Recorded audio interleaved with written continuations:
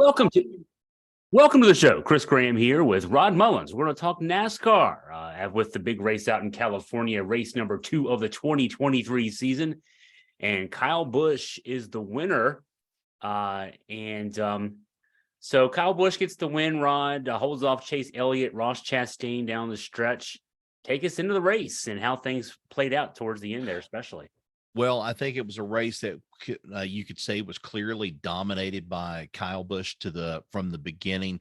Richard Childress Racing just pretty much dominated this track on Sunday afternoon, and this was even in the I think mindset.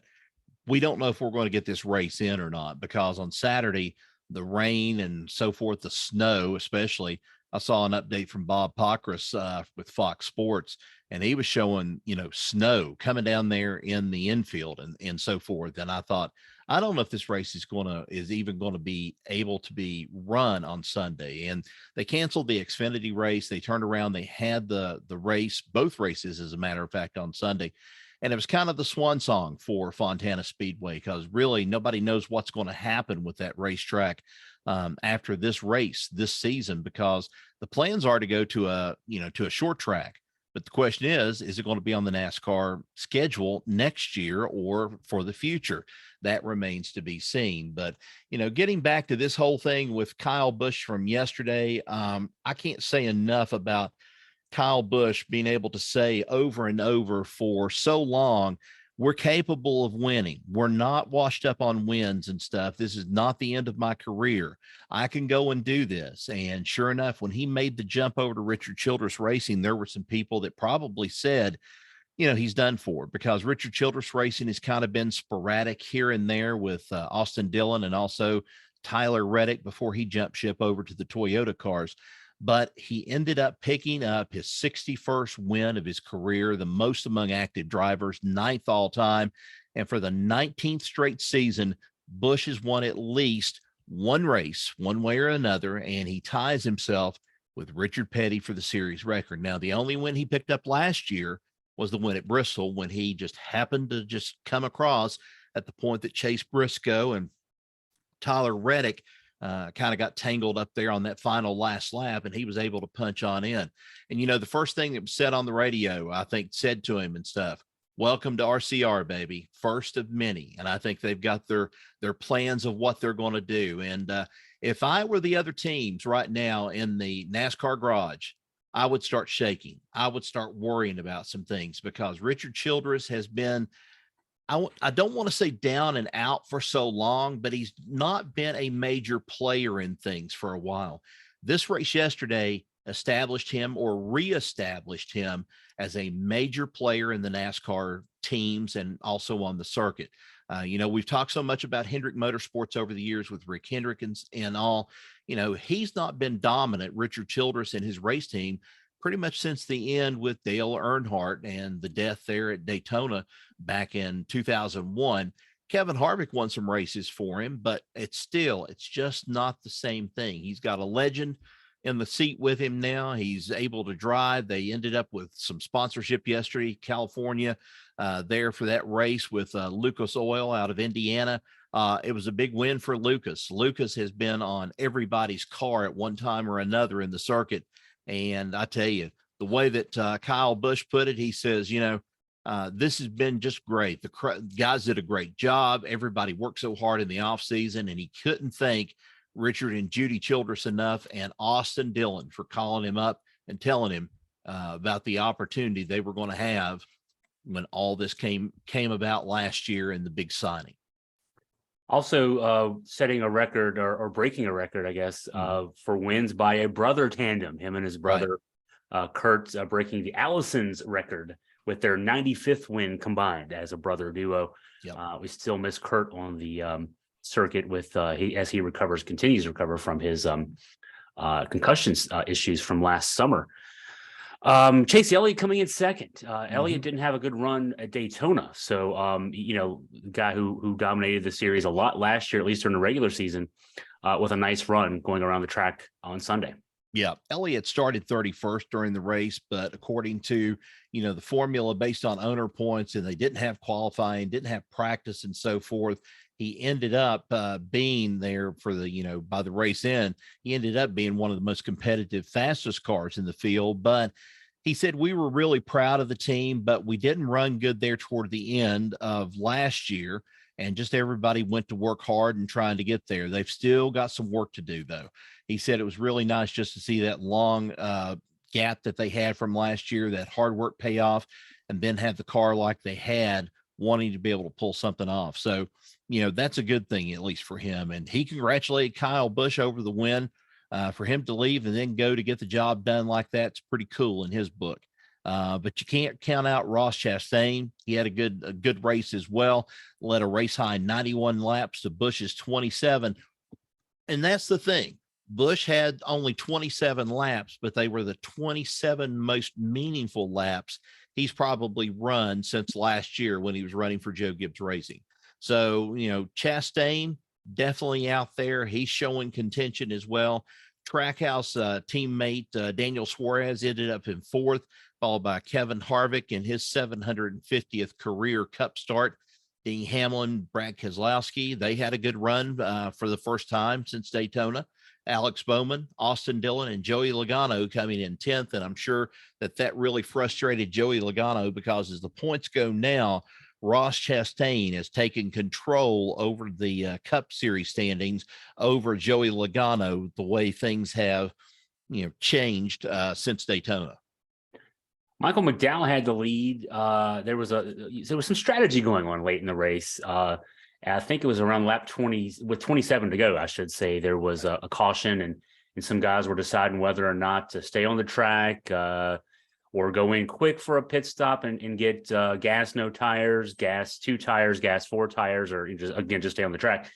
McDowell stayed on the track. It looked like he had the lead, and then Busch passed him like he was standing still. I mean, I remember the announcers talking about, he was running 4 or 5 miles per hour faster going into a turn, and then it looked like McDowell didn't even have anything on the throttle. That's how much that advantage of the fresh tires did for Busch on that particular pass. Yeah, that's the thing right there with the pits and everything else, and that pit stop right there toward the very end. They came out of there, the new tires, everything that they needed. They had to make the break right there with, so many laps to go. And that's when he took off. And, McDowell, he was a recipient there for at least a little while of it. He was kind of leading the pack there, but like you said, no new tires and everything, used up tires and so forth.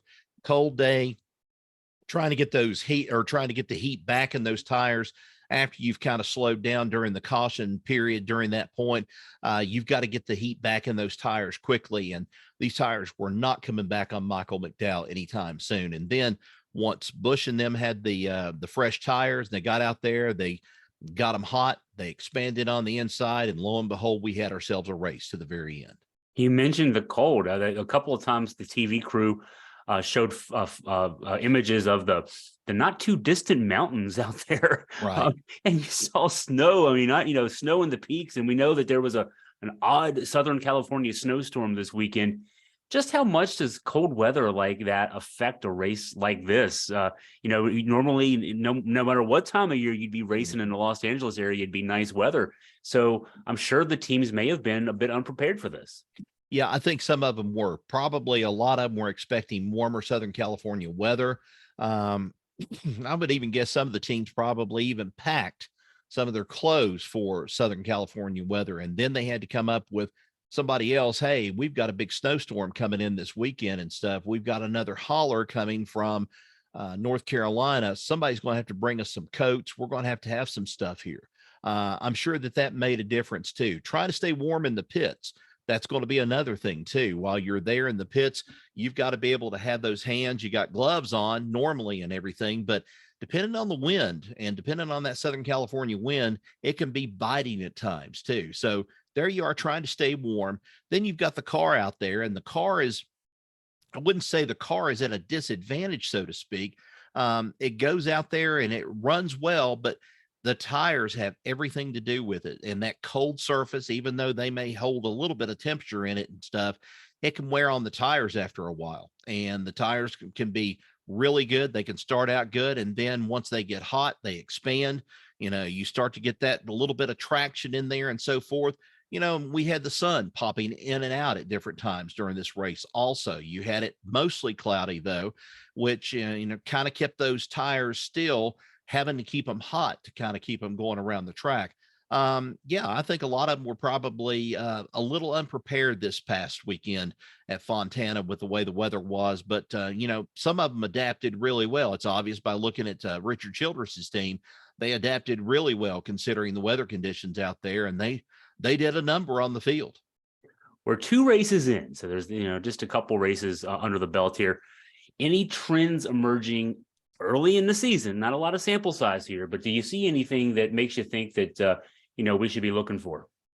Well, I think right now at this point, we really won't know of a definite kind of trend until we get to Las Vegas and even past Las Vegas. Right now, we're only 2 races into this whole thing, and we've seen 2 different winners. Okay. So at this point, I'm kind of looking at, all right, who's going to finally get into the win column here after such a long time of not having a win? You got Noah Gragson. He's going to Las Vegas next weekend. That's a favorite for the Busch boys too, because that's the track they were raised upon out there in the bull ring. And so you kind of got to look at Kyle. Kyle will probably run well and out in the desert. And so will Noah Gragson. But you kind of have to wonder about the rest of them. Chastain, for example. Chastain had a good performance this time around. He didn't do so bad during the Daytona 500, and he's sitting atop the points right now. That's a good sign for Trackhouse Racing. That just makes the legitimacy of their racing program a whole lot better, I think, now that they have kind of shook this thing off. There's no sophomore slump with this, or at least that's the way it looks 2 races in. Chastain there, Daniel Suarez. I think both of them, as a matter of fact, are in the top 5, so to speak.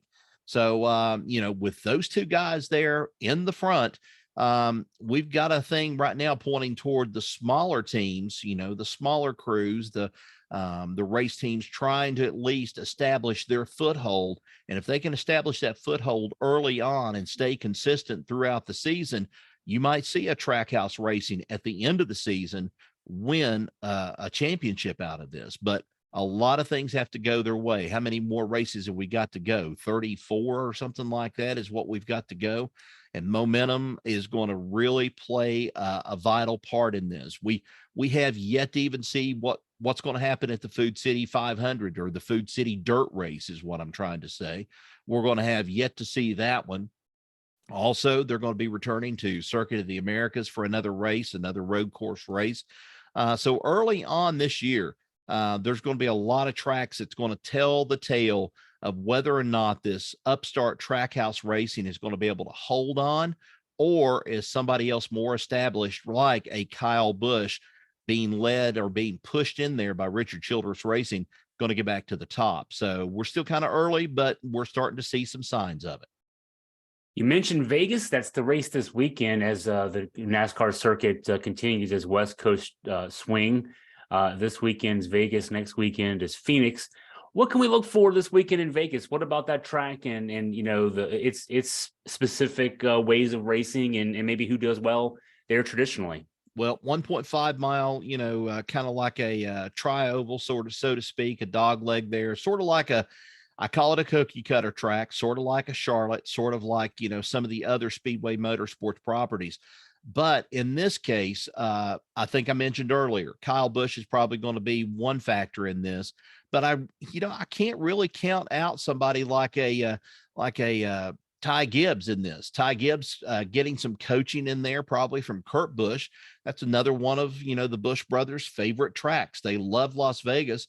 He could coach Gibbs to maybe his first win on the season with this, if Joe Gibbs Racing is starting to rebound back. And I mean, we've seen good performances from Christopher Bell, decent performances from Denny Hamlin. Of course, he finished within the top 10 this time around, but we're still kind of waiting. Martin Truex thought he was going to come up with something last time at Daytona, didn't materialize for him. And so now, he's not in the top 10 this time around. And so that kind of hurt that chance at that team being able to kind of rebound, I think. And, I mentioned Christopher Bell right here. multi-car accident on lap 86 eliminated him. He was the pole setter for that race. And it also took out a number of other teams as well. So Christopher Bell's going to be looking for at least a performance, kind of an uptick this weekend when he gets to Las Vegas, because he loves those small little tracks. He loves a dirt track. He also loves, racing on those small little raceways and stuff where there's a lot of door banging, a lot of fender banging, things like that. But, Vegas is just one of those unique sort of tracks in the country and stuff that's on the NASCAR circuit that a lot of people kind of say, well, why do I have to go and why do I have to wait at 3:30 or 4 o'clock in the afternoon to watch this race? Well, it's too early out there. One thing, if you try to run this thing at starting at 12 or 1 o'clock like you do on some of the races back east. But I think it's just got a unique thing about that track. It's just special all the way around. And I wanted to drop a note and tell you too, guess who was the grand marshal of the race this past weekend out in California? I didn't pay attention. Who was it? Michael Rooker, Rowdy Burns from Days of Thunder. Oh, interesting. Okay. And I was kind of surprised. Of course, he's been in Guardians of the Galaxy too, but somebody asked him a question. And who knows? Tom Cruise has already had such success with Top Gun Maverick. Is it in the cards that he might come back and he might be able to dream up a new Days of Thunder movie, or at least a sequel to it? Michael Rooker says if he's in too. He would be in for another Days of Thunder movie. So we'll have to wait and see what Rooker and also what Tom Cruise have in store. That would be interesting to say the least. The first one so long ago was before NASCAR was where it is now in the national consciousness. So it'd be fascinating to see what kind of storyline they can come up with. NASCAR's changed so much since the first Days of Thunder movie that putting the script together would be fun, and seeing that would be interesting, no doubt. Well, there's no doubt we're not going to get Burt Reynolds back for a sequel for Stroker Ace, because we can forget about that one. Not going to happen. And somebody put up on one of the NASCAR forums the other night a picture of the Clyde Torkel chicken pit car. And I'm like, I just don't want to see this again. So both of those stars, Ned Beatty and Burt Reynolds, Jim Nabors is out of it too. We won't see any of those people again. And I think Stroker Ace is kind of pushed off to the side. But now Days of Thunder, yeah, it would be interesting to see this one again, and at least told from a different standpoint. This time around, if he's a car owner, I'd like to see if he makes it into the thing of the car owner jointly, matter of fact, with Rowdy Burns. It could be very interesting. And the young drivers they're having to coach and they're having to teach how to drive, and these guys have already learned how to drive a certain way, and they're trying to teach them the old way how to drive. And that'd be an interesting movie. I think it'd be one of those things that kind of reminds you of your usefulness. If you're that kind of a race car driver, car owner, kind of reminds me a little bit of this thing that's going on with Richard Petty right now and Jimmy Johnson and the Legacy Motor Club team and stuff, about being scooted out a little bit more and so forth. How does that pan out? How would that be in a movie? I think it'd be interesting. Yeah, and Tom Cruise has obviously had success with the Top Gun redo, and holding off on releasing that until the pandemic was over, so fans could go to the theater for that. Yeah, hey, it's all about making money too. So yes, it is. So there you go. Well, Phoenix is this week, or excuse me, Las Vegas is this weekend. Phoenix is next weekend. I was already thinking ahead to Phoenix. But you look to AFP, especially on Facebook, and Rod Mullins will have it all covered, and we'll talk again next week. Well, Rod, thanks as always for helping break down NASCAR for us. Appreciate it, Chris. Thanks.